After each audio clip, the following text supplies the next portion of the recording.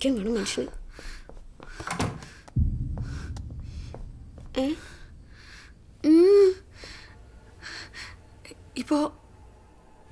ഇപ്പൊ കറണ്ട് പോയില്ലേ? കറണ്ട് പോവേ? ഇല്ല. ഇവക്ക് ഇതെന്ത് പറ്റി? ഞാൻ റൂം മാറാൻ പോവാ. ഇവിടെ നിന്ന് എനിക്കും കൂടി വട്ടമേ ഉള്ളൂ.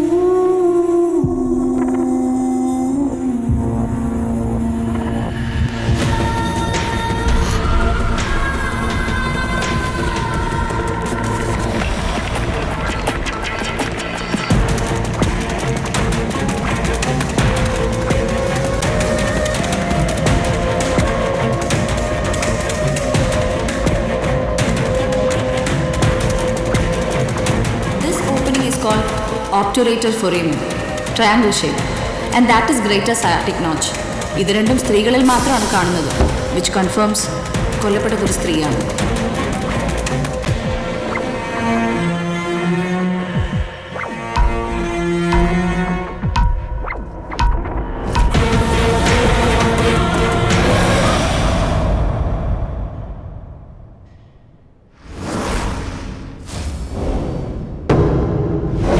നടക്കുന്നതിന് കുറച്ച് ദിവസം മുൻപാണ് ഞാൻ സാറെ പരിചയപ്പെടുന്നത്. Sir was really special. കോളേജിൽ എല്ലാവർക്കും വലിയ കാര്യമായിരുന്നു. പരിചയപ്പെട്ട ഉടനെ തന്നെ നമ്മുടെ അടുത്ത ആരാണെന്നൊക്കെ നമുക്ക് തോന്നിപ്പോകും. ഞങ്ങൾ ഹോസ്റ്റലിലുള്ള ഫസ്റ്റ് ഇയേഴ്സിനൊക്കെ സാറ്റർഡേ ആയ പേടിയാണ്. രാത്രി എപ്പോഴെങ്കിലുമൊക്കെ ആയിരിക്കും അവർ കയറി വരിക, ഞങ്ങളിൽ ആരെങ്കിലുമൊക്കെ പിടിച്ചോണ്ട് പോകാൻ. ഈ സാധാരണ റാഗിങ് പോലെ ഡാൻസ് കളിപ്പിക്കുക, പാട്ട് പാടിക്കുക, അതൊന്നും ആയിരുന്നില്ല അവരുടെ പരിപാടി. പേടിപ്പിക്കുക. അവർ വരുന്നുണ്ടെന്നറിയുമ്പോൾ സാധാരണ മുറി കയറി വാതിലടച്ചിരിക്കാറാണ് പതിവ്. പക്ഷെ അന്ന് ഞാൻ അവരുടെ കൈപ്പെട്ടു.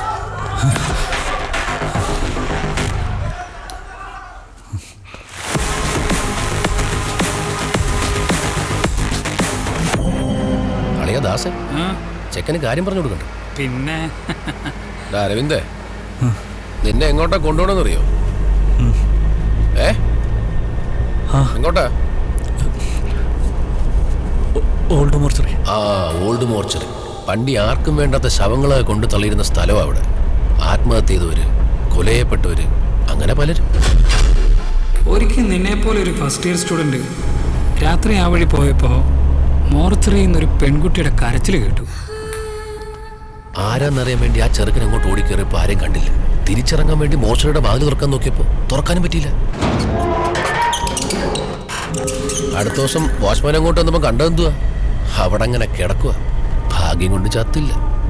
പക്ഷെ പിന്നീട് ആരും അങ്ങോട്ട് പോവാതായി, പ്രത്യേകിച്ച് രാത്രിയിൽ. It's A very dangerous place.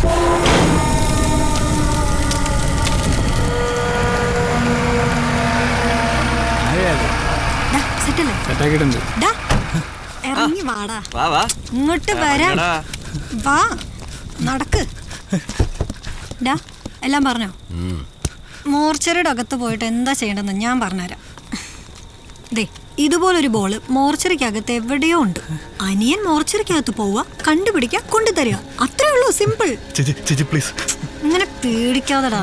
ഒരു ഡോക്ടർ ആകുമ്പോ വേണ്ടത് നല്ല ധൈര്യമൊക്കെ അല്ലേ? എന്നാലല്ലേ കൈവിറക്കാതെ കത്തി പിടിക്കാൻ പറ്റൂ. എന്നാ ഇനി സമയം കളയണ്ട, വിട്ടോ. ആ പോക്കോ.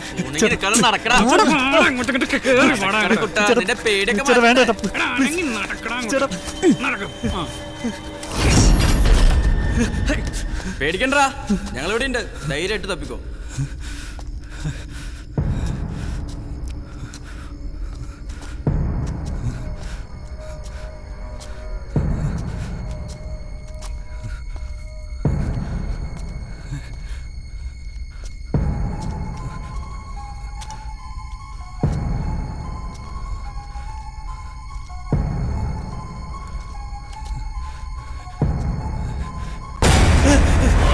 എനിക്കൊന്നും കേൾക്കണ്ട Shanu.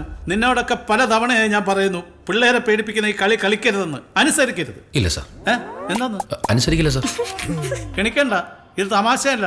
I am damn serious. മനസ്സിലായോ? ഇന്നലെ മോർച്ചറിയിൽ കിഴങ്ങൻ എന്തെങ്കിലും സംഭവിച്ചിരുന്നെങ്കിൽ സമാധാനം പറയേണ്ടത് ഞാനാ. നിങ്ങളാരും വെറും MBBS സ്റ്റുഡൻസ് അല്ല. You are all doctors, professionals.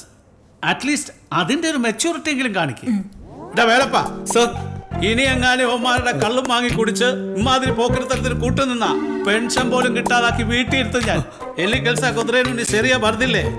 അയ്യോ പോറ്റി സാറ്. സാർ ഈ വേലപ്പണ്ണം കുറ്റക്കാരനാണെങ്കിൽ സാറും കുറ്റക്കാരനാണ്.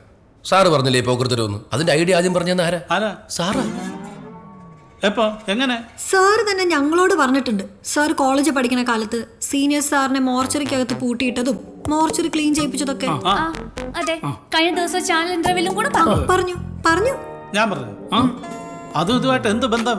അത് ബന്ധമുണ്ടല്ലോ. ഡോക്ടേഴ്സ് ആവുമ്പോ നല്ല ധൈര്യം കാണിക്കണമെന്ന് സാറ് തന്നെയല്ലേ പറയാറ്? അന്ന് സാറിന്റെ സീനിയർ സാറിന് ധൈര്യം വരാൻ വേണ്ടി സാറിനോട് ചെയ്തത് കാലത്തിനനുസരിച്ച് കുറച്ച് മോഡിഫിക്കേഷൻ വരുത്തി ഞങ്ങൾ ഈ കിഴങ്ങനോട് ചെയ്തു. എന്റെ പൊന്നു മക്കളെ, അന്നത്തെ പോലെയല്ല ഇന്ന്. കാലം മാറി, നിയമം മാറി. നാളെ ഈ കിഴങ്ങൻ പോയി പോലീസിൽ ഒരു കംപ്ലൈന്റ് കൊടുക്കുകയോ ഫേസ്ബുക്കിൽ ഒരു പോസ്റ്റ് ഇടുകയോ ചെയ്താ നീയൊക്കെ തെണ്ടി കുത്തുവാള എടുക്കും. എന്റെ ജോലിയും പോകും. അതിന് ഈ കിഴങ്ങൻ കംപ്ലൈന്റ് കൊടുത്തിട്ട് വേണ്ടേ? ഉണ്ടോടാ കംപ്ലൈന്റ്? ഉണ്ടോടാ കംപ്ലൈന്റ്? ഉണ്ടോടാ ചോദിച്ച കേട്ടില്ലേ? കംപ്ലൈന്റ് ഉണ്ടെങ്കിൽ ഇപ്പൊ ഇവിടെ പറയണം. ഉണ്ടോന്ന്? No sir. ഉറപ്പല്ലേ? Yes sir. അപ്പൊ പ്രോബ്ലം സോൾവ് ആയ സ്ഥിതിക്ക് ഞങ്ങൾ പൊക്കോട്ടെ പോറ്റി സാർ. പൊക്കോ. Thank U.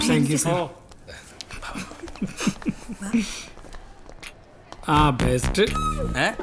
അപ്പൊ നീ ഒന്നും കേട്ടില്ല? പിന്നെ വേറെ പണിയില്ലല്ലോ. നീ കേട്ടില്ലേ?